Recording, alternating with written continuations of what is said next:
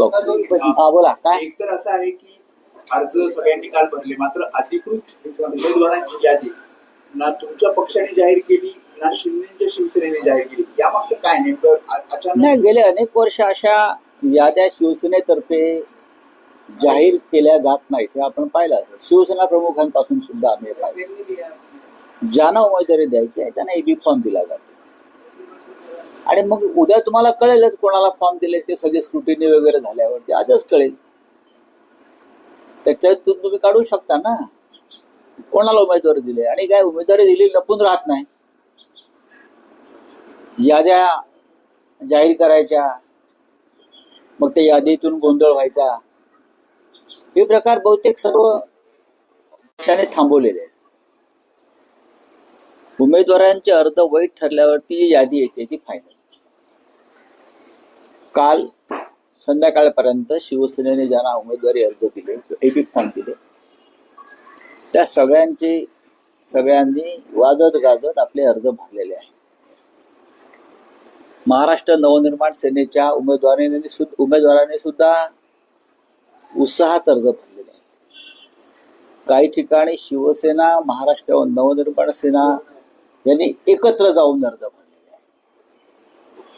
बाकी इतर पक्षात काय गोंधळ चाललेला आपण पाहिला असेल.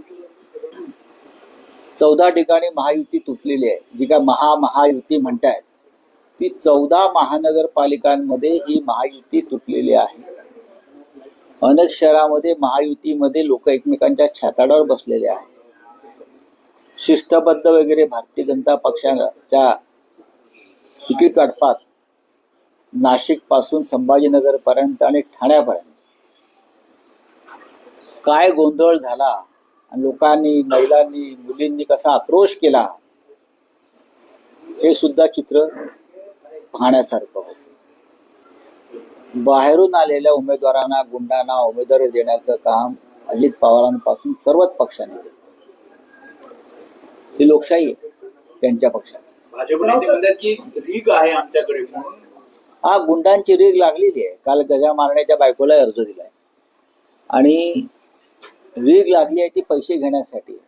उमेदवारी बरोबर जे 5 कोटी रुपये दिले जात आहेत उमेदवारी अर्जाबरोबर त्या 5 कोटीसाठी रीग आहे आणि शिंदेकडे उमेदवारी बरोबर 10 कोटी. छत्रपती संभाजीनगरमध्ये भाजपचे अनेक निष्ठावंत त्यांनी काल प्रतिक्रिया दिल्या. कोणी निष्ठावंत नसतं. ते निष्ठावंतांची काल तुम्ही भूमिका पाहिली असेल. पुण्यामध्ये भाजपचे अनेक निष्ठावंत अजित पवारांच्या पक्षात गेलेत, अन्य पक्षात गेले. संभाजीनगरात सुद्धा निष्ठावंत म्हणून घेणारे भाजपचे शिस्तबद्ध कार्यकर्ते कुठल्या पक्षात गेले.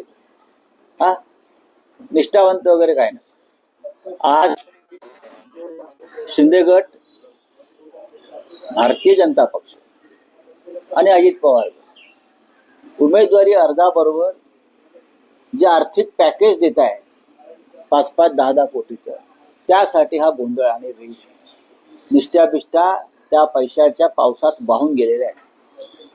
आमच्याकडे शुद्ध कार्यकर्ते आहेत. शाखा प्रमुख असतील, त्यांच्या कुटुंबातला कोणी कार्यकर्ता असेल, जुने आमचे कार्यकर्ते आहेत. आम्ही त्यांना उमेदवारी दिल्या आणि सामान्य मराठी माणसं आमच्याकडून निवडणुका झाले. आणि शिंदेच्या शिवसेनेमध्ये जाऊ द्या. अनिल कोकीळ आहेत, त्याच्यानंतर प्रीती पाटणकर आहेत. अनेक जणांचं असं म्हणणं आहे की घराणेशाही होती, नेत्यांच्या मुलांना तिकीट दिली, त्याच्यामुळे काही जण नाराज होऊन अपक्ष त्यांनी अर्ज भरले. या बंडखोरांना तर रोखणार कसं? बघा, याला मी बंडखोरी हा शब्द मी कालही म्हटलं. हे बंड वगैरे काय नाही. याला तुम्ही कसला बंड म्हणताय? या पक्षात तिकीट दिलं नाही म्हणून दुसऱ्या पक्षात जाऊन तिकीट घ्यायचे बंड झालं का? बंड एकच झालं या देशामध्ये. ते 1857चं बंड, ब्रिटिशांच्या विरुद्ध स्वातंत्र्यासाठी विचारांसाठी झालेलं बंड आहे. तिकिटासाठी बंड होतात. तुमची निष्ठा तिकिटावर आहे की पक्षावर आहे असं बाळासाहेब ठाकरे नेहमी सांगायचे की तुमची निष्ठा तिकिटावर आहे की पक्षावर आहे ते ठरवा. ज्यांची तिकिटावर निष्ठा आहे ते निघून गेले. तिकीट नाकारण्याच्या नंतर दुसऱ्या मिनिटात जर एखादा उमेदवार जाऊन दुसऱ्या पक्षात उमेदवारी घेतो याचा अर्थ तू गेल्या 10 दिवसापासून त्या पक्षाच्या संपर्कात आहे. बरोबर ना? त्यांना परत बोलवणार की कशाला घ्यायला लावणार? नाही कारण नाही, जे दुसऱ्या पक्षात जाऊन ताबडतोब पुढल्या 5 मिनिटात उमेदवारी घेतात एवढं सोपं असतं का? याचा अर्थ तुम्ही मागच्या 10 दिवसापासून किंवा काही काळापासून त्या पक्षाच्या संपर्कात आहात की मला इथे तिकीट मिळालं नाही तर मी ताबडतोब तुमच्याकडे येतो. या निष्ठावंत किंवा बंडखोर वगैरे कसं म्हणणार तुम्ही? त्यांना बेईमानच म्हटलं पाहिजे. त्यातले काही लोक 2-2, 3-3 वेळा नगरसेवक झालेले आहेत पक्षाच्या तिकिटावर. इतर कोणाला, तरुणांना, नवीन लोकांना संधी द्यायची नाही का? काय पक्षात लोक वर्षानुवर्ष काम करतात, काही लोकांना आम्ही देऊ शकत नाही, पण काही ठिकाणी जर संधी असेल तर ती द्यायला पाहिजे. आणि अशा प्रकारे माननीय शिवसेना पक्ष प्रमुखांनी अशा अनेक विभागामध्ये नवीन लोकांना संधी दिली आहे. जसं आता तुम्ही मगाशी शिवडीचा एक उल्लेख केला. दुसऱ्या मिनिटाला त्यांना जाऊन शिंदे गटात उमेदवारी मिळते, म्हणजे तुम्ही गेल्या काही काळापासून त्यांच्या संपर्कात आहात. राज ठाकरे उद्धव ठाकरेंचा पेट आहे. याच्यामध्ये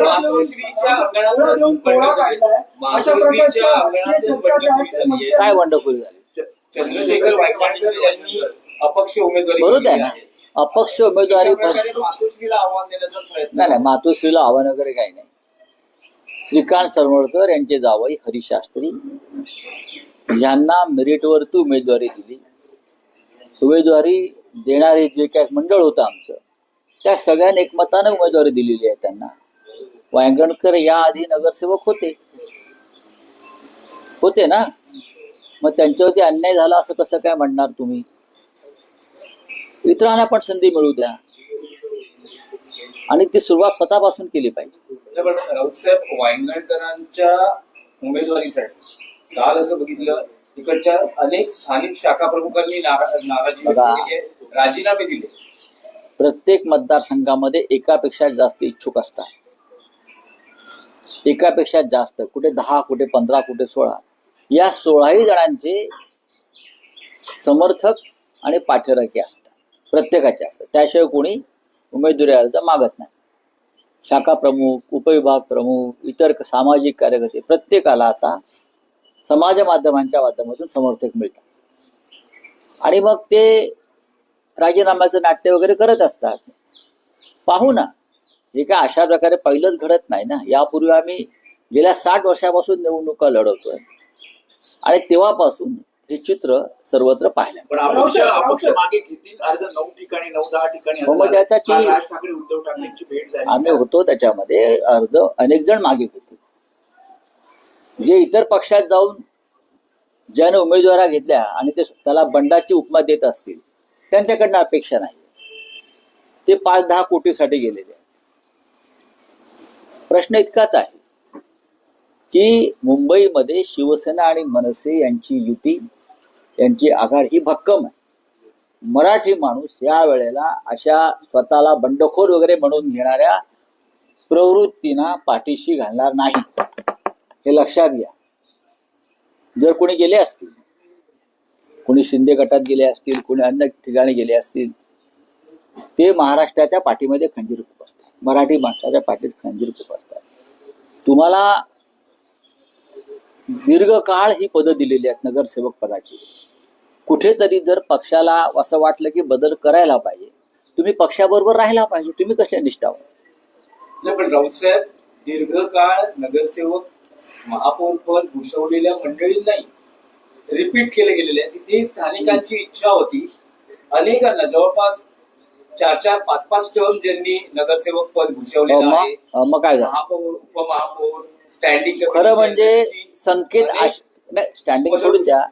संकेत असे आहेत राजकारणातले महानगरपालिकांच्या की महापौर पदावरील राहिलेल्या व्यक्तीनं पुन्हा नगरसेवक पदाची निवडणूक लढू नये, असे संकेत आहेत.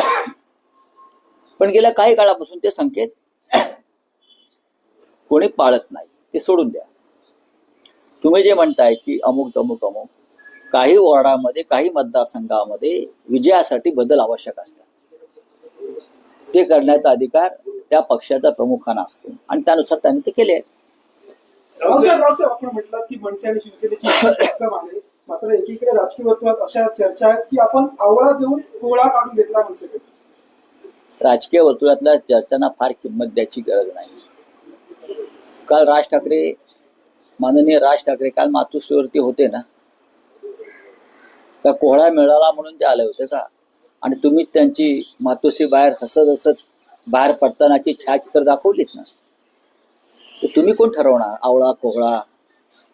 तुम्ही नाही ठरवू शकत. राऊतसाहेब पण काल राज साहेबांना त्यांच्या पक्षाला जास्तीत जास्त जागा मिळाव्यात, जिंकून याव्यात अशी आमची इच्छा आहे आणि भावना आहे. कारण त्यांच्या पक्षानं म्हणजे महाराष्ट्र नवनिर्माण सेनेनं सुद्धा उत्तम जागा जिंकल्या, तर शिवसेनेनं जिंकलेल्या जागांना किंमत आहे. तरच आम्ही बहुमताचा आकडा जो आहे तो पार करू शकतो. त्याच्यामुळे आम्हाला असं वाटतं की राजसाहेबांच्या महाराष्ट्र नवनिर्माण सेनेनं सुद्धा त्यांना मिळालेल्या जागापैकी किमान 80% जागा जिंकाव्यात आणि आम्ही सगळे त्यासाठी प्रयत्न करू. राऊतसाहेब काल 2 तास राज ठाकरे उद्धव ठाकरे मातोश्रीत होते. काही प्रचाराचं सूत्र समाजचं हो. नियोजन वगैरे काही ठरलं आहे का? नक्कीच काल आम्ही होतो, राजसाहेब आले. त्याच्या आधी मी राजसाहेबांच्या निवासस्थानी गेलो होतो. आम्ही चर्चा करून मग आम्ही उद्धवजीने निमंत्रित केलं त्यांना की आपण मातोश्रीवर या, आपण चर्चा करू. आणि चर्चेचं जे सूत्र आहे ते संयुक्त सभा, प्रचाराची दिशा, शिवतीर्थावर सभा किंवा मुंबई, नाशिक, कल्याण, डोंबिवली, ठाणे इथे संयुक्त सभा कधी आणि कशा प्रकारे घ्यायच्या याच्यावर नक्कीच काल चर्चा झाली. त्यात लपवण्यासारखं काही नाही. जाहीरनाम्याचं प्रकाशन, संयुक्त जाहीरनामा, त्या संदर्भात चर्चा झाली आणि ती सकारात्मक झाली, व्यवस्थित झाली. त्याचे काही आता आम्ही त्या संदर्भातल्या काही गोष्टी आम्ही आज ठरवून टाकू. महापालिका निवडणुकीत जसा ब्रँड ठाकरे हा प्रचाराचा केंद्रबिंदू असेल ठाकरे बंधूंच्या युतीचा, तसं भाजप आणि महायुतीचेही स्टार प्रचारक मुंबईत येणार आहे. म्हटलं जातंय की पंतप्रधान नरेंद्र मोदी हे सुद्धा प्रचारासाठी येऊ नाही, शकतात. म्हणजे महानगरपालिकाच्या निवडणुकीला राष्ट्रपतीला आणलं तरी मला आश्चर्य वाटणार नाही. जसं काल म्हणालो मी की परदेशातून जर कोणी मोदींना मिठा मारणारे लोक आले तरी मला आश्चर्य वाटणार नाही. मुंबई महानगरपालिकेसारख्या निवडणुकीत तुम्ही देशभरातून लोक गोळा करून आणताय, पण ती भाजपचा आता ती परंपरा झाली. राज्यांचे मुख्यमंत्री, पंतप्रधान, गृहमंत्री, माझ्या माहितीप्रमाणे 11 तारखेला प्रधानमंत्री मुंबईत येतात. 11 तारखेला 11 जानेवारीला प्रधानमंत्री मुंबईला येतात. 15 तारखेला प्रचार संपतोय.